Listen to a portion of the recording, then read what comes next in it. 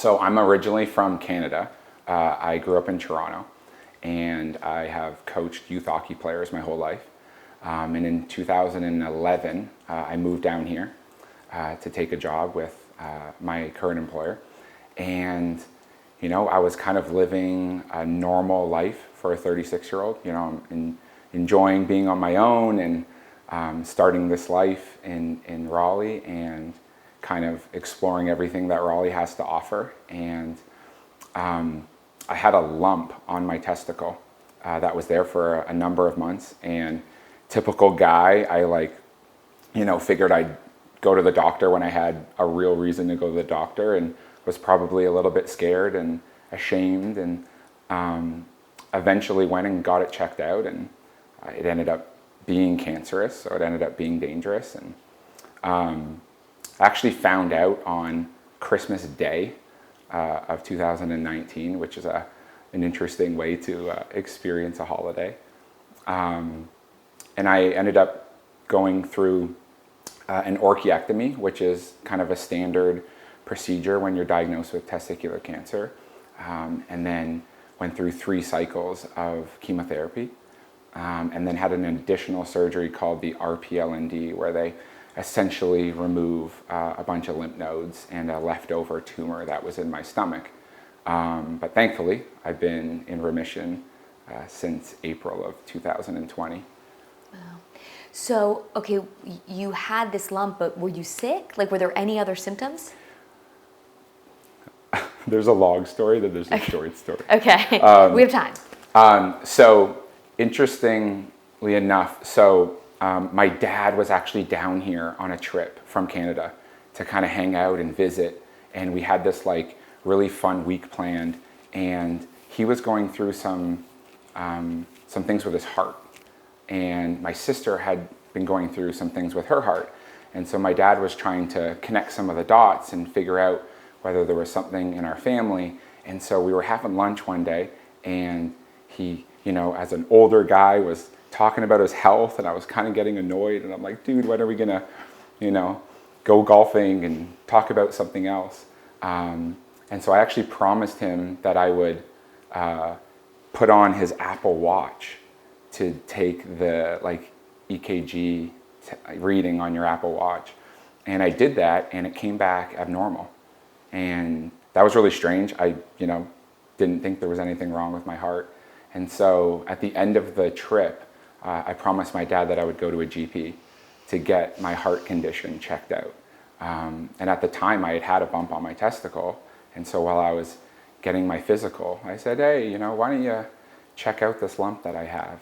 And that's actually really common. It's very common that somebody will go to the doctor about a certain issue, and then something else will pop up, right? And I think that's maybe specific to young people too, right? I mean, as you get older, unfortunately, like your body breaks down. You know, everybody knows that as you get older, you're probably more susceptible to getting sick. But when you're young, you think you're invincible, and you usually don't have any ailments or things that are going wrong. And so, you know, a little bit of back pain or a little bit of pain in your stomach, I don't think you think about it the same way that you do when you're older.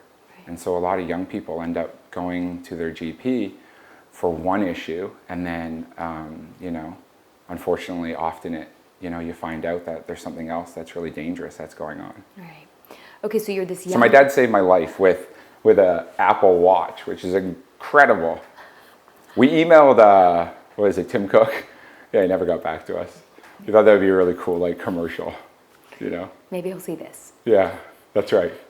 So, okay, you're this young guy, you're healthy, you train hockey players for a living. Yeah. So you take care of yourself, right? Yes. Are you, before this, were you a healthy eater? You know, like, were you worried about what goes in your body? Like, tell me about that sort of thing. I think like all of us, we have different chapters where we're probably more healthy than not. I've definitely had windows in my life where I'm probably not eating properly or not working out enough. But I think as a career coach, as somebody that deals with athletes, I think it was definitely a surprise to me, right? Being an athlete, your body is kind of like your temple and really important. And it's obviously something that I need to do my job. And so, yeah, it was obviously surprising that at 36 years old, I was dealing with something like cancer. Yeah, what did you think when you got that call on Christmas? I mean, what went through your mind? I think I felt what most people feel when they're diagnosed with cancer. And I think that includes shame, you're scared, you're anxious. I think you're probably pissed off and annoyed. You kind of play the whole why me. I was really lucky. So because I work with a lot of families and a lot of young people, it was very easy for me to decide that there was a reason why I was going through this. And it was very easy for me to look at this as an opportunity to make my family and friends proud and to show young people what you do when you have a really difficult obstacle in your life. And so for me, the transition from being really upset and angry turned into taking my pain and turning it into purpose. And that was really what saved me. It allowed me to get up every morning and go, this really sucks, but I'm willing to like carry that burden every day because, there's a reason why I'm doing this. And that didn't mean that it wasn't hard and I didn't have my moments of frustration and didn't have a pity party, but I think it's important to kind of figure out an aim and something that you can grab onto to get you up every morning when you're facing really, really difficult treatment like chemotherapy. Shame. Why shame? I think that's layered. I think sometimes sickness is looked at as meaning that you're broken, that there's something wrong with you. I think shame is tied to what did I do to contribute to this? What did I do wrong? And then, of course, with testicular cancer, it's your sexual organ. It's connected to masculinity. And I think there are these myths about masculinity that you're supposed to be quiet and you're not supposed to be vulnerable and show emotions. And obviously, when you get diagnosed with something like testicular cancer, you're immediately vulnerable. And so I think that challenges you to kind of push up against some of those male stereotypes. It's actually the most common cancer for men's ages 15 to 35, which a lot of people don't know. Women have done a really, really great job over the years tearing down stigmas associated with cancer and women's health, right? Like women performing self-checks is a very common thing that they learn at a very young age. And with men, we don't like going to the doctor. We often, we're not working out enough or not eating properly. And so, just tearing down some of those stigmas and encouraging men to perform self-checks and encouraging them to go get a prostate exam or a colonoscopy. And it's not about being masculine and being strong. It's about saving your life potentially, right? The cure rates for cancer when you find them in stage 1 is significantly higher than if you let it go for months and months to where it gets really dangerous and you're kind of stuck. Yeah. What stage were you? I was stage 2B. Okay. So stage 2B means that the cancer originated in the testicle, but then moved up into my stomach, so into a closer region to the testicle.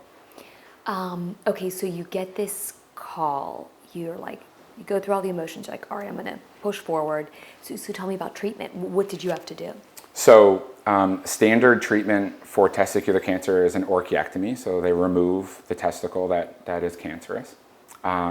You're then kind of swept into a room pretty quickly with an oncologist and a nurse navigator to go over chemotherapy treatment. I know that chemo is kind of debated within kind of the health community or maybe the non-health community. But what's incredible is chemotherapy with testicular cancer is pretty much a medical miracle. Before 1980, the cure rates for testicular cancer was about 5%.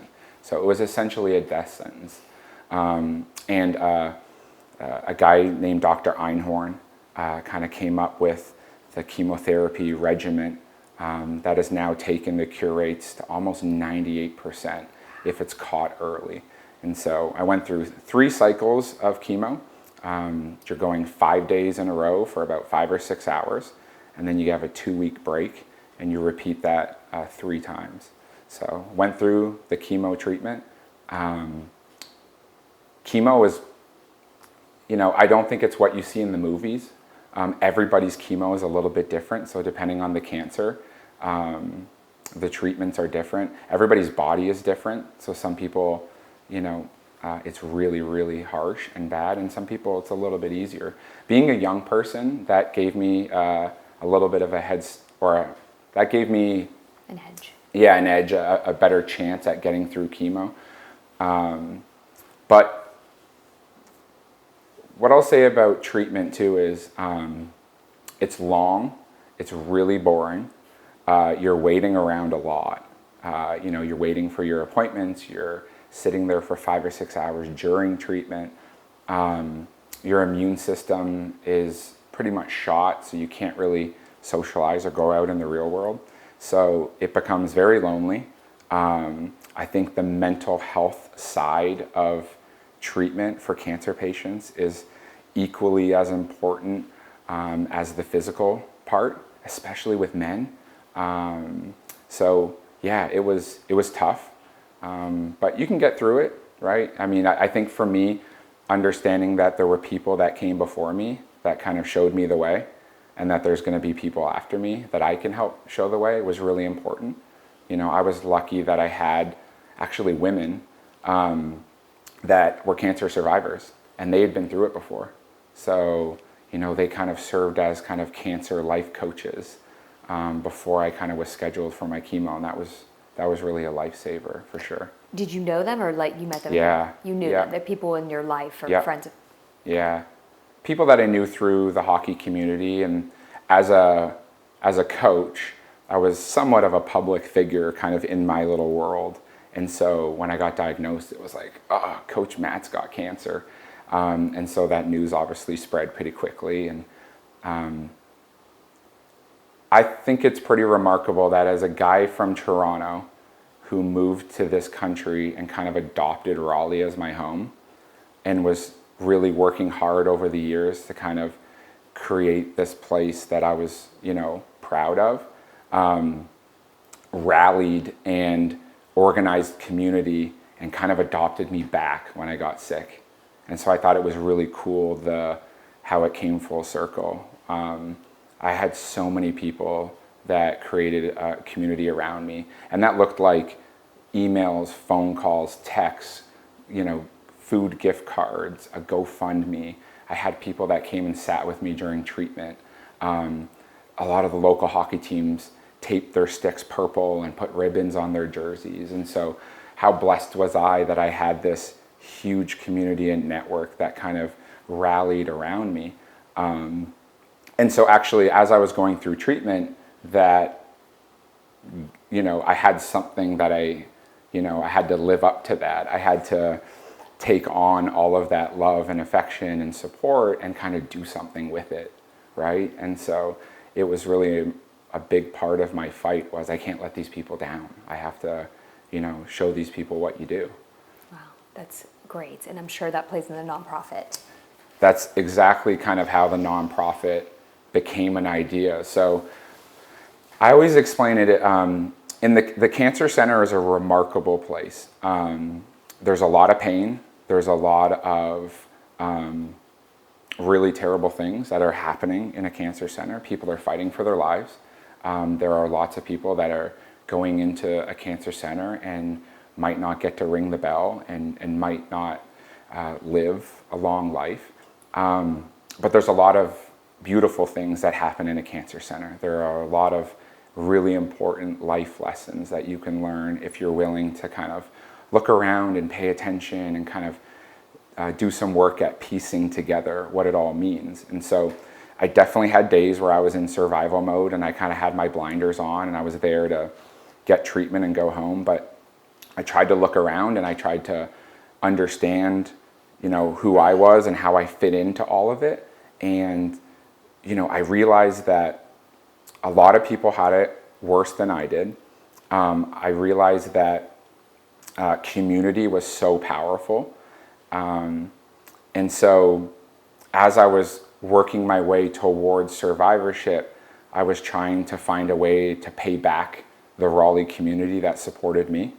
I was trying to find a way to create a community for men and a community where we can create conversation. And so the idea of a nonprofit came up.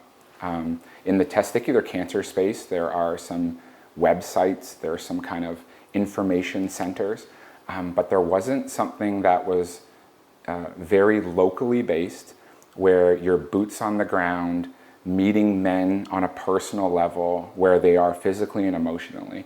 So we came up with the idea for the nonprofit, and it kind of started as a dream. And we launched a year to date to when I was diagnosed, which was really neat to be able to do that.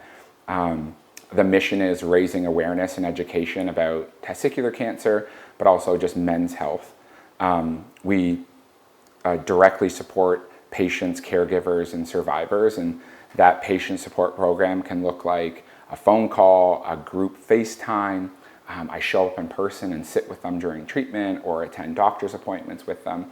And then we provide financial grants. So we give some money to men that are facing cancer that could help with housing and food costs and all sorts of bills that come up when you're facing cancer. And so it kind of started as this little idea, and it's kind of grown over the last 4.5 years into this huge community project. And we're extremely proud of kind of who we are and what we do, and the importance of like impacting and serving your local community, right? Connecting with people that are going to the same schools as you and the same restaurants and the same gyms is like really, really powerful to us. That was really important for us to be locally based. So education's also a part of it. Talk about how you as a coach... Did I skip that? I think I skipped that. No, you said education. Okay. You said it, but talk about how you personally educate these young men that you coach, right, every day. Yeah, so education and awareness is a big part of our nonprofit. Testicular cancer is the #1 most common cancer for men ages 15 to 35. And I don't think the general public or men specifically are aware of that. And so a lot of what we do is educating the general public, educating girlfriends and wives, because they always say wives save lives. So we do a lot of social media campaigns where we share statistics or share what a lump or a symptom might look like.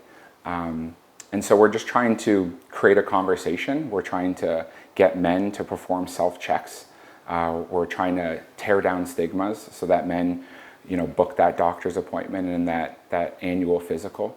And obviously, as a career coach, there's an arm to all of these kids and young people that I work with at the rink, right? And so it's been amazing to me when I shared my story as I was going through it. I discovered very quickly that my story was inspiring and empowering a lot of people, but then everybody was sharing with me what they were going through. So strangers would reach out and say, my cousin's got cancer and what you're sharing is inspiring us, and my wife is going through cancer, and even non-cancer things like I'm going through a divorce or bankruptcy or some relationship issues. And the idea of community and bringing people together is really empowering us. But what do you say to the young men you coach? Like, what do you say? Like, this can happen to you, or tell me. I think... or not this can happen to you, but yeah. That's a really good question. A lot of people ask me, like, what's the trick? Like, why is it working? And I don't know if I can explain it or grab onto it perfectly. I do think that the messenger is important, right? So somebody that people trust and maybe look up to and respect is important. Being a coach, I think, gives me that ability to connect with the kids, right? I also kind of share who I am. I'm not just a coach. I share with people that I love sports and the Toronto Maple Leafs, and I have a dog that everybody knows. And so kind of being myself and showing young people and men that a normal guy who coaches hockey and works with kids can get sick as well. I think that's really important. To me as well, storytelling is everything. So when I got diagnosed, I kind of shared my story, right? And I think a lot of people grabbed onto my personal story and what I was going through. That then transitioned into the story of the creation of a nonprofit, which I think a lot of people were excited about. And now we share the story of men that are going through cancer. So the patients that we get connected with through the healthcare institutions, they've got a story, right? And so sharing their stories are so powerful. I think kind of statistics and information can get kind of boring sometimes, but if you're humanizing it and sharing, what somebody's going through, I think a lot of people can relate to that. What is the nonprofit name? It's called the Raleigh Testicular Cancer Foundation. But you have a slogan? Yeah, so our slogan for our charity is check your acorns. And that's kind of like a clever, cute way to encourage men and young people to perform self-checks. The cure rate for testicular cancer, if caught early, is really high. So catching it at the beginning is really, really important. And so our Check Your Acorns campaign kind of uses acorns, the symbol of Raleigh, right, in the city of Oaks, as a way to kind of encourage men to become vulnerable and take care of their own health. Is it working? That's a good question. So I'm a big believer that that kind of making other people and serving other people your purpose comes with this idea that you have to just trust that your impact ripples and ripples and ripples. I am told within the community when we're doing things that are really important and how that's impacting people. I think people share their stories with us. People do come up to me in the rink often and have conversations about how they're proud of us and they're inspired by what we're doing. But I do think that it's important that you just trust that what you're doing is kind of rippling and touching so many different people. And that, especially with men, right? Men aren't great at being vulnerable. So not all men are going to always want to have a conversation or communicate about it. So part of our Check Your Acorns campaign too is we go and do like presentations for fraternities or men's clubs or sports teams. And I share my story, and then we go over the basics of testicular cancer and kind of just create this conversation. We have self-check posters that are in men's bathrooms. So, when they're at the urinal, they look up and there's a poster that kind of shows them how to perform a self-check and the importance of it. And I always say too, when I first started the charity, there was a little bit of anxiety or hesitation on how are young men going to take to this message, right? Are they going to laugh? Are they going to crack jokes? Am I going to walk out of the room and they're going to, roll their eyes? And one thing that I've discovered is young men are starving for mature, depthful conversations. And I've been inspired and so happy that college-age kids after a presentation will want to hang out for half an hour and talk to me about it. And sometimes men will tell me, I've got something going on here. What do you think? Or, I've been going through this mentally, and your story is inspiring me. And so it's been amazing to see how much appetite there is for mature conversations with men that are younger. That's great. I was going to ask what the reaction was like in the room. Yeah. Okay, so tell me, you said it's the most common cancer between 15 and 35. Yep. This documentary is about cancer in young people. Yep. Right? So breast cancer in young people, colon cancer in young people. Was your age, were people like, what, you're too young for this? Like, tell me about kind of that reaction. Yeah, so as I think a lot of us know, cancer rates for young people are increasing.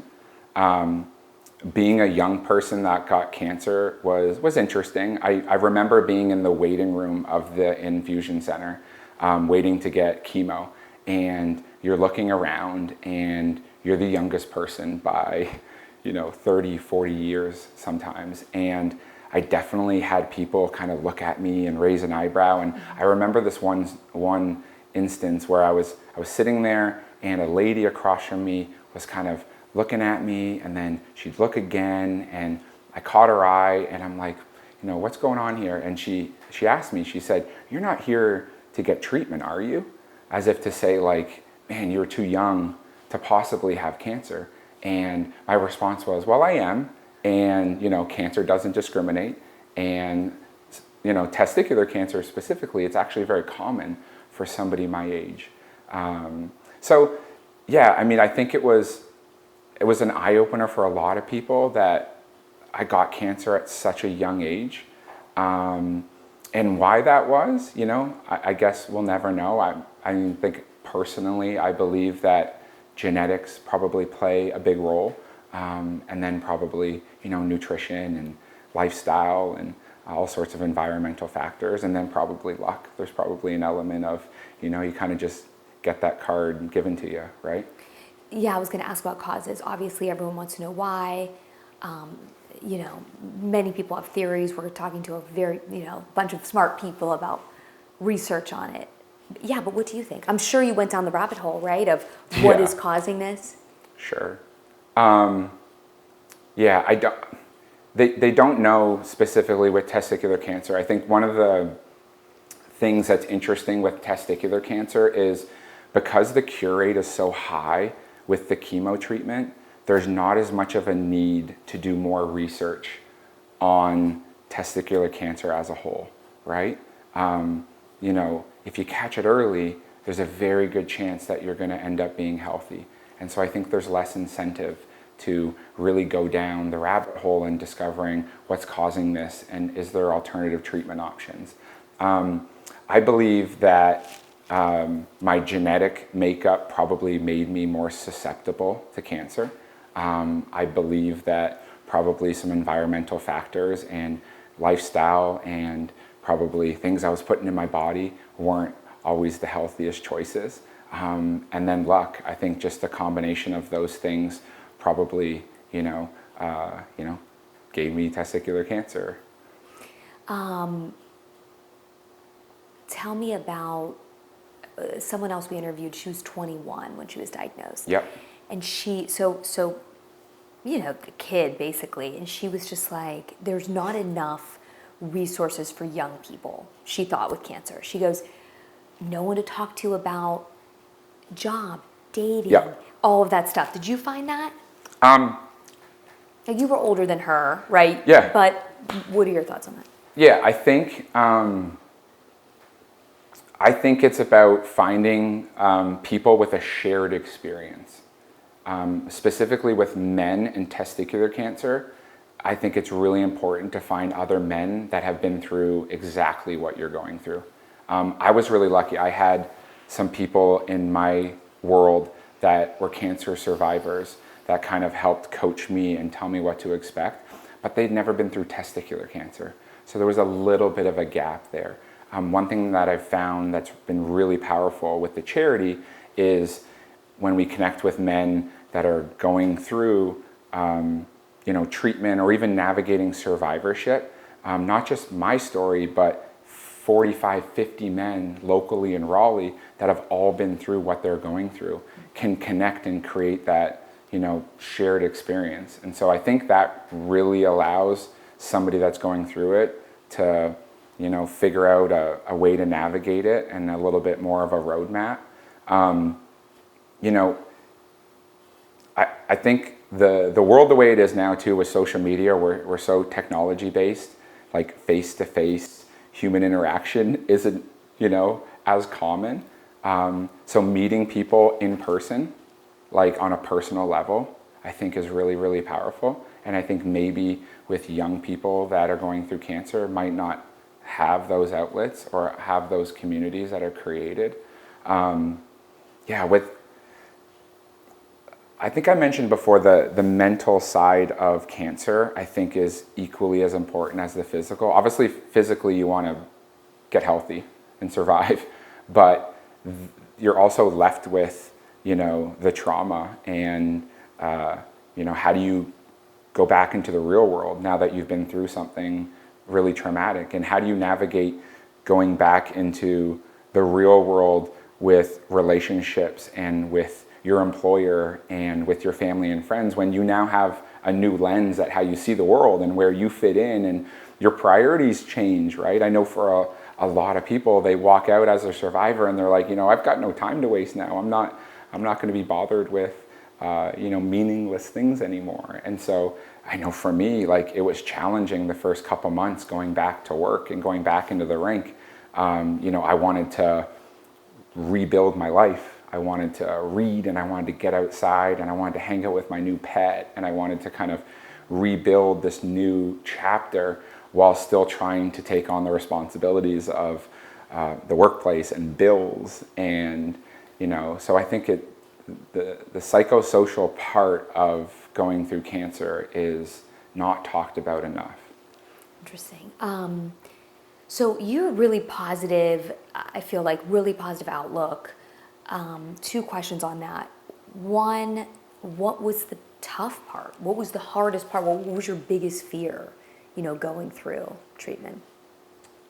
It's interesting that you say that, because I'm well aware that cancer is not this amazing, meaningful thing for a lot of people, right? I understand that cancer is devastating. It ruins families. It tears apart relationships. It ruins people's finances. Like, I'm very much aware that cancer is devastating in so many ways. I consider myself to be very lucky that for some reason I grabbed onto the more positive side of it. I explain it to men that I meet in the charity. I think for me, I had the moment where there was a fork in the road for me. And it was right at diagnosis. I mean, when I got diagnosed on Christmas Day, I was like, I could go down left or I could go right. And left included, having a pity party and being pissed off and being angry at the universe. Or I could use this as an opportunity to grow and to develop and to create purpose and meaning in my life. And I tell men, like, it's not that going left is necessarily bad. It doesn't help. It just doesn't. It every time you go to that direction, it makes it worse.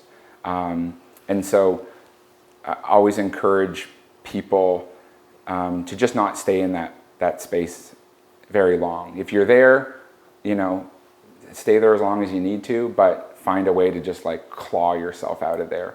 And as I said, the Cancer Center, I think, is more positive and inspiring than most people might think, right? I mean, with the charity, we visit the bone marrow unit twice a year. And I'm given the gift of going room to room and handing out gifts and meeting people one-on-one. And I spend 4 to 5 hours there, and it is the most powerful, rewarding, positive experience you'd ever imagine. And these are people that are quite literally fighting for their lives. People that actually might not make it out. And they're the most positive, people you're ever gonna meet.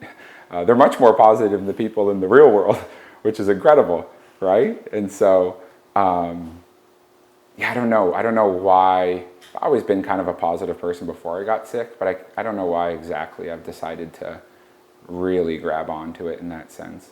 Okay. What about, do you think the hockey part of it prepared you, do you think the coaching prepared you for the fight? Probably. I mean, I think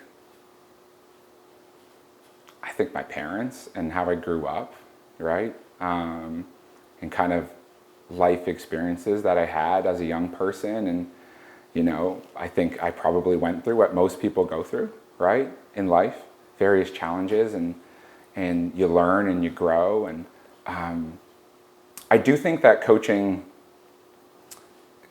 cancer became somewhat of an extension of who I was as a coach. So everybody knows me as Coach Matt, right? Like that's my name at the rink.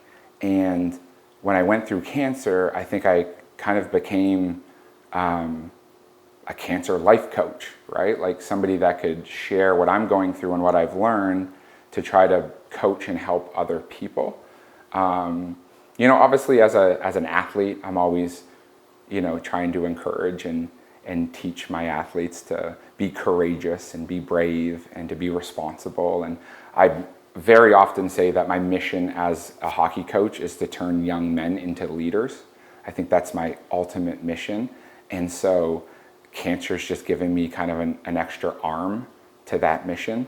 I'm trying to be a leader personally to kind of show young men, but also grown men and women and families and the community kind of by example, I think how you should live. And I think that ripples, right? I think other people kind of grab onto that and decide, hey, that seems like a good way to kind of live, every day. You said when you got the diagnosis, you could have gone left or right, depression or positive thinking. Do you feel like that's an analogy for these people you coach? I do. I think that a lot of the time you have options to kind of create your own narrative and create your own story and decide what you're really going through. And that's not to mean that people don't have a real problem with mental health or depression or things that are going on in their life which make it really, really difficult to get up every day. But I also think that there's a choice that can be made to get outside and to eat better and to journal and to have a pet and surround yourself with positive people and to decide kind of what chapter you want to write and how you want to narrate it, I think goes a long way. And so, yeah, cancer for me was like an opportunity to, learn about myself and create a rebirth and a new kind of version of myself. And so cancer is all sorts of kind of life lessons kind of thrown at you all at once. And again, so I think for a lot of people, it's devastating and you're sick and you're literally just trying to survive. But if you can somehow get to that place where you're learning and you're growing and you're helping other people, I really think that's the way that you should try to go.